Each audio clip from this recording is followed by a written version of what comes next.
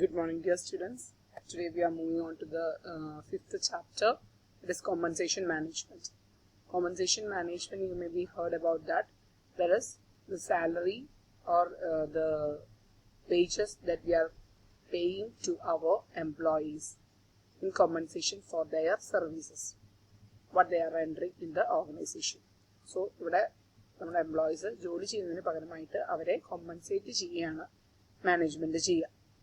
ആ കോമ്പൻസേറ്റ് ചെയ്യുന്ന ആ ഒരു വ്യവസ്ഥേനെയാണ് നമ്മൾ സാലറി അല്ലെങ്കിൽ വേജ് സിസ്റ്റം എന്നൊക്കെ പറയുന്നത്. ഓക്കെ, സോ ഇനി സാലറി മാനേജ്മെന്റിനെ കുറിച്ചിട്ടും അതിന്റെ കാൽക്കുലേഷൻസിനെ കുറിച്ചും ഓരോ എന്താണ് എക്കണോമിസ്റ്റും ഡിഫൈൻ ചെയ്തിട്ടുള്ള പല സാലറി കാൽക്കുലേഷൻസ് സ്ട്രക്ചറിനെ കുറിച്ചൊക്കെയാണ് നമ്മൾ ഈ ചാപ്റ്ററിൽ പഠിക്കുന്നത്. അപ്പോൾ ഓരോ ജോബിനും അതിൻ്റെതായ സാലറി പാക്കേജും സാലറി സ്ട്രക്ചറും ഉണ്ടായിരിക്കും. ഓക്കെ, അപ്പോൾ അത് എങ്ങനെയാണ് ഫിക്സ് ചെയ്യപ്പെടുന്നത് എന്നുള്ള കാര്യങ്ങളൊക്കെയാണ് നമ്മൾ ഡിസ്കസ് ചെയ്യുന്നത്. So, compensation fixation is not an easy task.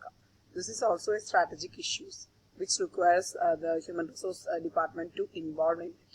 Human resource department in നല്ലൊരു contribution ഈ ഒരു compensation different employees different scale of pay ആയിരിക്കും, different ലെവലിലുള്ളവരെ അവരുടെ ജോബിന്റെ നേച്ചറും വർത്ത് അല്ലെങ്കിൽ അവരുടെ കോൺട്രിബ്യൂഷൻ ടുവേർഡ്സ് ദ കമ്പനി ഇതൊക്കെ നോക്കിയിട്ട് വേണം നമുക്ക് സാലറി ഫിക്സ് ചെയ്യാനായിട്ട്.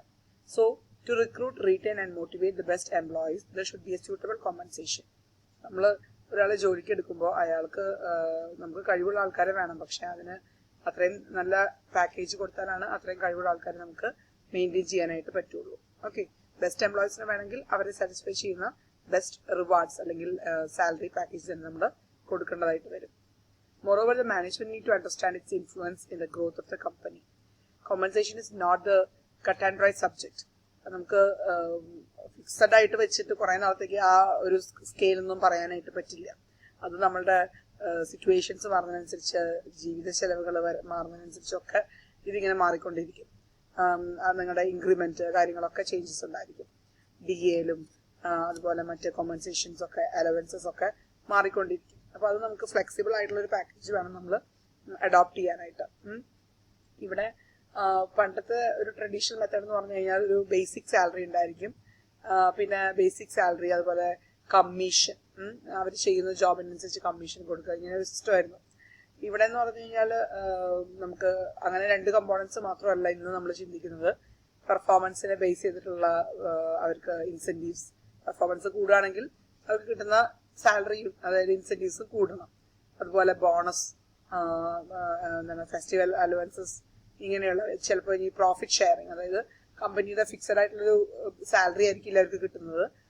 അവര് കമ്പനിയുടെ പ്രോഫിറ്റിന്റെ ഒരു 1% 2% ഒക്കെ നിങ്ങളുമായിട്ട് ഷെയർ ചെയ്യും, അല്ലെങ്കിൽ എംപ്ലോയീസ് ആയിട്ട് ഷെയർ ചെയ്യും എന്നുള്ള രീതിയിലായിരിക്കാം ചിലപ്പോൾ എന്ത് ചെയ്യുന്നത് ഇപ്പോഴത്തെ കമ്പനികളൊക്കെ സാലറി പാക്കേജ് ഫിക്സ് ചെയ്യുന്നത്. ഓക്കെ, പിന്നെ കമ്മീഷൻസ് അല്ലെങ്കിൽ നോൺ ക്യാഷ് റിവാർഡ്സ് ലൈക്ക് ഇപ്പൊ വെഹിക്കിൾ അവരുടെ യൂസ് ചെയ്യുക, കമ്പനിയുടെ വെഹിക്കിൾ ആ ജോലിയിൽ നിൽക്കുന്ന സമയത്ത്, അതുപോലെ ക്വാർട്ടേഴ്സ് കൊടുക്കുക, അല്ലെങ്കിൽ എന്താണ് സബ്സിഡൈസ്ഡ് ലഞ്ച് ക്യാൻറ്റീനിൽ നിന്ന് കൊടുക്കുക, ഇങ്ങനെ പലതരത്തിലുള്ള നോൺ ക്യാഷ് റിവാർഡ്സും ഒക്കെ എന്ത് ചെയ്യാം ഈ എംപ്ലോയീസിന് കോമ്പൻസേഷന്റെ ഭാഗമായിട്ട് സാലറിയുടെ ഭാഗമായിട്ട് തന്നെ കൊടുക്കാം.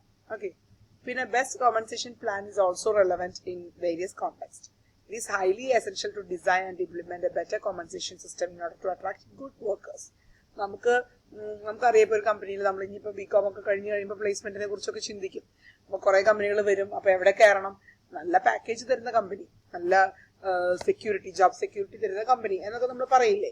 സോ അതുപോലെ തന്നെയാണ് നമുക്ക് ടാലന്റഡ് വർക്കേഴ്സിനെ കിട്ടണമെങ്കിൽ you have to do what, you have to give good salary package for to your employees. Okay, then compensation to employees എങ്ങനെയാണ് ഡിറ്റർമൈൻ ചെയ്യേണ്ടത്? 3 കാര്യങ്ങളാണ് ഇതിന് വേണ്ടി നമ്മൾ കൺസിഡർ ചെയ്യുന്നത്. Nature of the job undertaken. ഞാനൊരു ഹോസ്പിറ്റലിൽ ഒരു ഡോക്ടറായിട്ട് വർക്ക് ചെയ്യുമ്പോഴും ഒരു ഫേമിൽ ഒരു കോൺട്രാക്ട് മീൻസ് കൺസ്ട്രക്ഷൻ ഫേമിൽ ഒരു എഞ്ചിനീയർ ആയിട്ട് വർക്ക് ചെയ്യുമ്പോഴും 2 ജോബും 2 നേച്ചറാണ് അല്ലെ.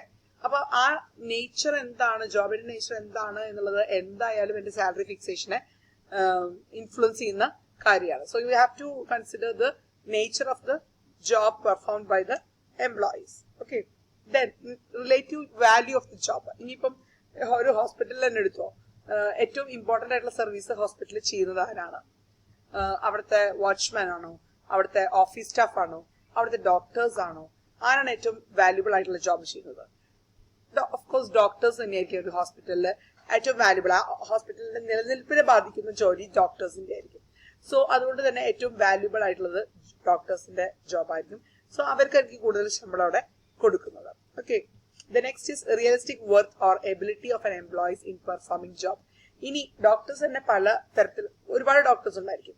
ചില ഡോക്ടേഴ്സിന് യാതൊരു പേഷ്യൻസും ഉണ്ടാവില്ല, അവർക്ക് 1-2 പേഷ്യൻസ് ഒക്കെ വരുന്നുണ്ടായിരിക്കും. ചില ആൾക്കാർ അവരുടെ കഴിവുള്ളത് കൊണ്ട് തന്നെ അവർക്ക് ഒരുപാട് പേഷ്യൻസ് വരുന്നുണ്ടാവും. ഈ 2 ഡോക്ടേഴ്സിനും ഒരേപോലെ സാലറി പേ ചെയ്യാൻ പറ്റുമോ? കൂടുതൽ വൃത്തി ആയിട്ടുള്ളത് ആ തിരക്കുള്ള ഡോക്ടറാണ്. അതുകൊണ്ട് തന്നെ മാനേജ്മെന്റ് അദ്ദേഹത്തിനായിരിക്കും കൂടുതൽ സാലറി ഓഫർ ചെയ്യുന്നത്. അവരുടെ പെർഫോമൻസിനനുസരിച്ച് 2 പേരും ഡോക്ടേഴ്സ് തന്നെ, പക്ഷെ പെർഫോമൻസിൽ ഒരാൾ മുന്നിൽ നിൽക്കുമ്പോൾ അയാൾക്ക് കൂടുതൽ സാലറി ഓഫർ ചെയ്യേണ്ടതായിട്ട് വരും. അപ്പൊ ഈ 3 ഫാക്ടേഴ്സിന്റെ ബേസ് ചെയ്തിട്ടാണ് നമ്മുടെ കോമ്പൻസേഷൻ അല്ലെങ്കിൽ സാലറി നമുക്ക് ഫിക്സ് ചെയ്യേണ്ടതായിട്ട് വരുന്നത്. ഓക്കെ, ഇനി ഫസ്റ്റ് 2 ഫാക്ടേഴ്സ് എന്ന് പറയുന്നത് നമ്മൾ വ്യക്തിക്ക് ഇമ്പോർട്ടൻസ് ഇല്ല, അവർ ചെയ്യുന്ന ജോബ് ഏതാണോ, ഞാൻ പറഞ്ഞ ഡോക്ടർ അല്ലെങ്കിൽ എഞ്ചിനീയർ, ആ രണ്ടെന്നല്ല, ആ അത്തരത്തിലുള്ള നേച്ചർ, ടീച്ചർ ആണെങ്കിൽ ടീച്ചർ, ആ ജോബിനെയാണ് നമ്മൾ ഇവാലുവേറ്റ് ചെയ്യുന്നത് 2 കാര്യത്തിൽ. First 2 nature of the job അണ്ടർടേക്കണം, relative value of the job. Okay, and third factor എന്ന് പറയുന്നത് പെർഫോമൻസ് അപ്രൈസൽ ആണ്. അതായത് ഒരു വ്യക്തിയുടെ പെർഫോമൻസ്, അവിടെ ഡെസിഗ്നേഷൻ അല്ല, അവിടെ എക്സ് ഓർ വൈ. എക്സ് നന്നായി പെർഫോം ചെയ്യുന്നു, അത് 2 പേരും എക്സും വൈയും ചെയ്യുന്ന ജോബ് ഒന്ന് തന്നെയാണ്, ടീച്ചറിന്റെ ആണ്. പക്ഷെ എക്സ് ആണ് നല്ല ടീച്ചർ എങ്കിൽ ആ ടീച്ചർക്കാണ് കൂടുതൽ പാക്കേജ് കിട്ടുന്നത്. Okay, then we can classify employees compensation into 2 categories. Mainly 2 categories ആയിട്ടാണ് components of employees and employer remuneration ആണ് നമ്മളിവിടെ പറയുന്നത്. ഓക്കെ, സോ ഫസ്റ്റ് വൺ എന്ന് പറയുന്നത് ബേസ് കോമ്പൻസേഷൻ അല്ലെങ്കിൽ പ്രൈമറി കോമ്പൻസേഷൻ ആണ്. സെക്കൻഡ് വൺ എന്ന് പറയുന്നത് സപ്ലിമെന്ററി കോമ്പൻസേഷൻ ആണ്. സോ ഫസ്റ്റ് വൺ നമുക്ക് നോക്കാം, എന്താണ് ഈ base or primary compensation. This is the basic pay. Basic pay എന്ന് പറഞ്ഞു കഴിഞ്ഞാൽ മിനിമം നമുക്ക് ആ ജോലി ചെയ്യുമ്പോൾ, എന്തെങ്കിലും ജോലി ആയിക്കോട്ടെ, ഇപ്പം ടീച്ചിങ് ജോബ്, ഇപ്പൊ ഞങ്ങളുടെ ജോബ് ആണെങ്കിലും ഞങ്ങൾക്ക് ബേസിക് പേ ഉണ്ടായിരിക്കും. ദെൻ എന്താണ് അവിടുത്തെ ഓഫീസ് സ്റ്റാഫ്, കോളേജിലെ ഓഫീസ് സ്റ്റാഫിനാണെങ്കിലും അവർക്ക് ബേസിക് സാലറി ഉണ്ടാവും. സോ ബേസിക് മിനിമം അവർക്ക് കിട്ടാൻ അർഹതയുള്ള, കിട്ടേണ്ട യോഗ്യതയുള്ള സാലറിയാണ് അത്. It is A fixed and non incentive payment on the basis of time spend on the job. ഈ ബേസിക് പേ കിട്ടുന്നത് ഇൻസെന്റീവ് ഒന്നുമല്ല, നമ്മുടെ പെർഫോമൻസ് കൂടിയ കുറഞ്ഞാൽ അത് അങ്ങനെയൊന്നും നോക്കിയിട്ടല്ല ബേസിക് പേ ഫിക്സ് ചെയ്യുന്നത്. എത്ര ടൈം നമ്മളിപ്പോ അവിടെ 2 വർഷം ജോലി ചെയ്തു, അപ്പൊ അതിനനുസരിച്ചുള്ള ഓരോ മാസമുള്ള ബേസിക് പേ നമുക്ക് കിട്ടും. Okay, wages are the payment made to the employees as a compensation for his service rendered by them for the organization, and it is the remuneration paid to the workers for doing normal or physical work. അതായത് നമ്മൾ സാധാരണ ഇപ്പൊ ഒരു teaching ജോബിന് കയറുമ്പോൾ എന്താണ് നമ്മുടെ normal work, അതിന് ആ വർക്കിന് നമ്മൾക്ക് തരുന്ന ഒരു റിവാർഡാണ് ഈ ബേസിക് പേ എന്ന് പറയുന്നത്. ഓക്കെ, അപ്പൊ this basic salary is the base income. ആ ഇൻഡിവിജ്വലിന്റെ ഏറ്റവും കുറഞ്ഞ ഇൻകം ആണ് ബേസിക് ഇൻകം അല്ലെങ്കിൽ ബേസ് ഇൻകം എന്ന് പറയുന്നത്. പിന്നെ അയാൾക്ക് അയാളുടെ പെർഫോമൻസ് കാഴ്ചവെക്കുന്നതിനനുസരിച്ച് പല ബോണസും കമ്മീഷനും ഇൻസെന്റീവ്സും ഒക്കെ കൂടുതൽ കിട്ടും. മിനിമം ആ ഡെസിഗ്നേഷനിൽ ഇരിക്കുമ്പോൾ അയാൾക്ക് കിട്ടും എന്ന് ഉറപ്പുള്ള സാലറിയാണ് ആ base salary. So basic salary is the amount paid to the employees before any റിഡക്ഷൻസോ അല്ലെങ്കിൽ എന്താണ് മറ്റ് ഓവർ ടൈമിന്റെ ബോണസോ ഇതൊന്നും അതിലേക്ക് വരുന്നില്ല. ഓക്കെ, മറ്റ് അലവൻസസോ ഒന്നും ഇതിലേക്ക് എന്ത് ചെയ്യുന്നില്ല, ആഡപ്പ് ചെയ്യുന്നില്ല. ഇപ്പൊ ഈ കൊറോണ സമയത്തൊക്കെ വർക്ക് ഫ്രം ഹോം, അപ്പൊ അതിന് കമ്മ്യൂണിക്കേഷൻ, ഇന്റർനെറ്റ് യൂസേജിന്റെ അലവൻസ് ഒക്കെ ഉണ്ടായിരിക്കും. ഇങ്ങനെ കൊടുക്കുന്ന അലവൻസുകളും കാര്യങ്ങളൊന്നും ഈ ബേസിക് പേയിൽ വരില്ല. ഇത് അവര് പെർഫോം ചെയ്താലും ചെയ്തില്ലെങ്കിലും ആ ജോലിയിൽ ഇരിക്കുന്ന ആൾക്ക് മിനിമം കിട്ടേണ്ട അവരുടെ ജീവിത ചെലവുകൾ മീറ്റ് ചെയ്യാനായിട്ട് ആവശ്യം വരുന്ന ഒരു കോമ്പൻസേഷൻ അല്ലെങ്കിൽ ഒരു റിവാർഡ് കമ്പനി കൊടുക്കുന്നതാണ്. ദാറ്റ് ഈസ് ബേസിക് പേ അല്ലെങ്കിൽ ബേസ് സാലറി, പ്രൈമറി കോമ്പൻസേഷൻ എന്നൊക്കെ ഇതിനെ പറയുന്നു. ഓക്കെ, ദെൻ ഇതില് ബേസിക് പേന് നമുക്ക് in the form of wages and salaries എന്ന് പറഞ്ഞല്ലോ. അപ്പൊ സാലറീസ് എന്ന് പറയുന്നത് എന്താണ്? Remuneration for the quantity of service rendered by the person whose output is difficult to be measured. ഒരാൾ ചെയ്യുന്ന വർക്ക്, ഇപ്പൊ എന്തെങ്കിലും പ്രൊഡക്ഷൻ ഒക്കെ ആണെങ്കിൽ നമുക്ക് എണ്ണി എടുക്കാം അയാൾ എത്ര എണ്ണം പ്രൊഡ്യൂസ് ചെയ്തു എന്നുള്ളത്. പക്ഷെ ചില എംപ്ലോയീസിന്റെ വർക്ക് എന്ന് പറയുന്നത് നമുക്കത് കൗണ്ട് ചെയ്യാനൊന്നും പറ്റില്ല. അങ്ങനെ ഉള്ള എംപ്ലോയീസിന് നമ്മൾ സാലറി ആണ് പറയാ. വേജസ് കൊടുക്കുന്നത് എപ്പോഴാണ്? നമുക്ക് ഇത്ര എണ്ണം പ്രൊഡ്യൂസ് ചെയ്തു, ഇത്ര എണ്ണം പാക്ക് ചെയ്തു എന്നൊക്കെ പറഞ്ഞ് നമ്പർ കൗണ്ട് ചെയ്യാൻ പറ്റുവാണെങ്കിൽ വേജസ് ആണ്. ഇങ്ങനെ ക്വാണ്ടിറ്റിയിൽ എക്സ്പ്രസ് ചെയ്യാൻ പറ്റാത്ത ജോബുകളാണ് നമ്മൾ ചെയ്തിട്ടുള്ളെങ്കിൽ അതിന് കൊടുക്കുന്നത് സാലറിയാണ്. So it is a compensation paid to office employees, foreman, managers, professionals, technical staff. ഇവരൊക്കെ ചെയ്യുന്ന വർക്കുകൾ എന്ന് പറഞ്ഞു കഴിഞ്ഞാൽ it is not easy to measure, count ചെയ്യാൻ പറ്റില്ല. So wages are paid on the base of the time spend or units produced. Wages എപ്പോഴും എത്ര യൂണിറ്റ്സ് പ്രൊഡ്യൂസ് ചെയ്തു, എത്ര ടൈം ചെലവഴിച്ചു, അതിന്റെ ബേസിലാണ് കൊടുക്കുക.